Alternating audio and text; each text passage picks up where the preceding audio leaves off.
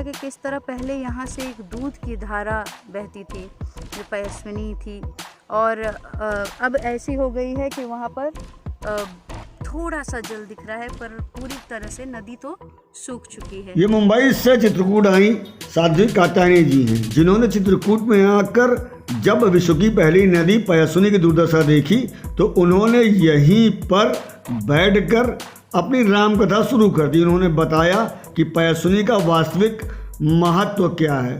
इस दौरान स्थानीय लोगों ने उनकी मदद भी करी। राष्ट्रीय रामायण मेला में उद्घाटन करने आए जूना अखाड़े के वरिष्ठ महामंडलेश्वर यतीन्द्रानंद गिरी जी ने जब यहाँ पर नदियों की हालत देखी तो उन्होंने अपने विचार कुछ इस तरह प्रकट किए। नदियों को हम जितना स्वतंत्र छोड़ेंगे, प्रकृति ने नदियों की अपनी एक प्रकृति बनाई है। नदियों के अंदर स्वतः और जल स्रोत रहते हैं, उनकी सहायक नदियाँ रहती हैं। तो जहाँ पर भी इस प्रकार के हैं वहाँ दूर दूर तक कोई भी कंक्रीट निर्माण नहीं होना चाहिए। अब निर्मोही अखाड़ा के उत्तराधिकारी संत दीपक दास जी को भी सुन लीजिए। वो बता रहे हैं कि कैसे यह नदी राघव प्रयाग घाट में आकर त्रिवेणी बनाती है। ये जो है पयस्विनी गंगा और सरयू गंगा, दो गंगाएं हैं जो दोनों आकर के मंदाकिनी में मिल करके यहाँ से संगम, इस जगह को संगम कहा जाता है। लेकिन आज वो दोनों नाले नदी नाले के रूप में परिणित हो गई और मध्य प्रदेश में एक प्लांट लगा है पानी, ये गंदा पानी निकालने के लिए, केवल 2 साल से बना पड़ा है, आज तक चालू नहीं हुआ। यूपी में केवल देखने और फोटो लेने आते हैं, सफाई करने आते हैं। आज तक ये पानी गंगा जी से बाहर तो हुए नहीं है, आज भी गंगा जी में ही जा रहा है। और जो इसका सुंदरीकरण ये वो सब चाह रहे हैं कि ऐसा हो, लेकिन उसको घाटे पुता करके और दुनियादारी करते हैं, लेकिन नदी की कोई सफाई नहीं। शायद इसकी सफाई करके और सफाई कर दी जाए तो आज भी उसी तरह नदी चालू हो जाए।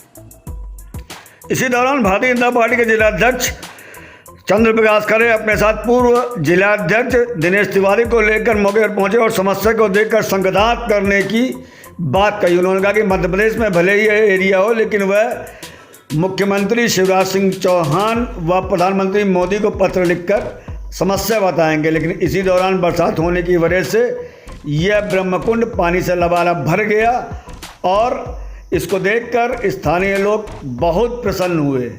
अब आपको हम सुनाते हैं आगे जो मुंबई से आई साध्वी कात्यायनी ने कहा था और हरिद्वार से आए जूनागढ़ के वरिष्ठ महामंडलेश्वर ने चित्रकूट में आकर नदियों की दशा को देखकर अपने विचार व्यक्त किए थे।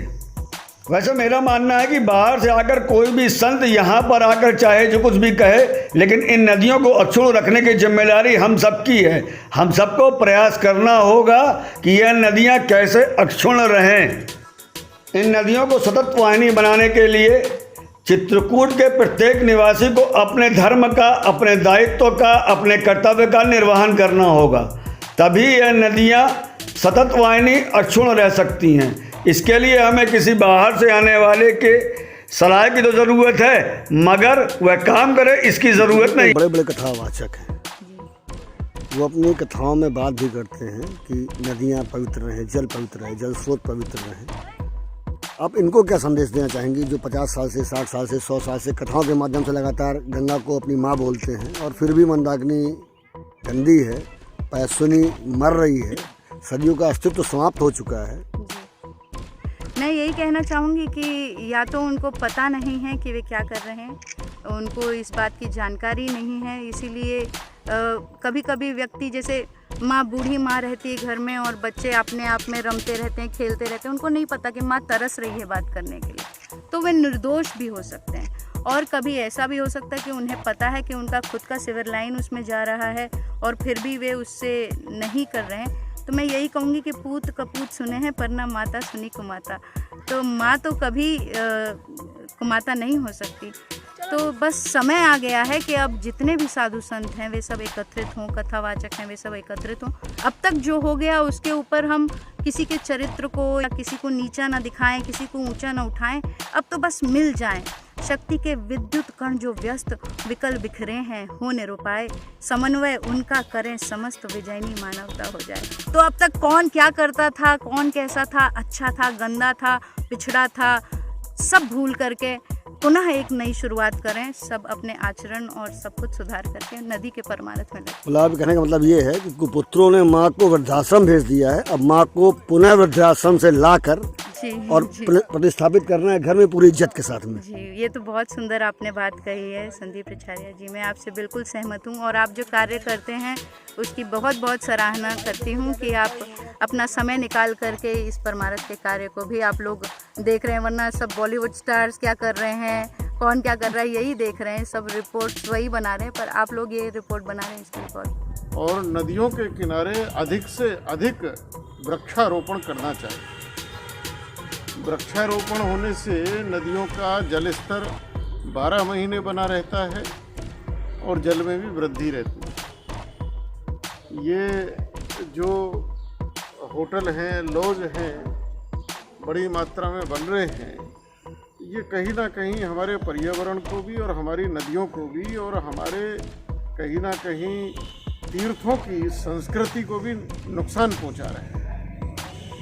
तीर्थों को तीर्थ रहने दिया जाए, तीर्थों पर एक कोई मर्यादा बनाई जाए, एक संविधान बनाया जाए, उस संविधान के अंतर्गत ही वहाँ सारा निर्माण होना चाहिए और वहाँ का सारा व्यवहार होना चाहिए।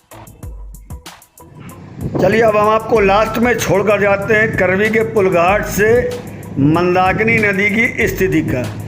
इस नदी का यह स्वरूप हमेशा बना रहे, इसके लिए चित्रकूट के करवी के हर व्यक्ति को हरदम प्रयास करने होंगे।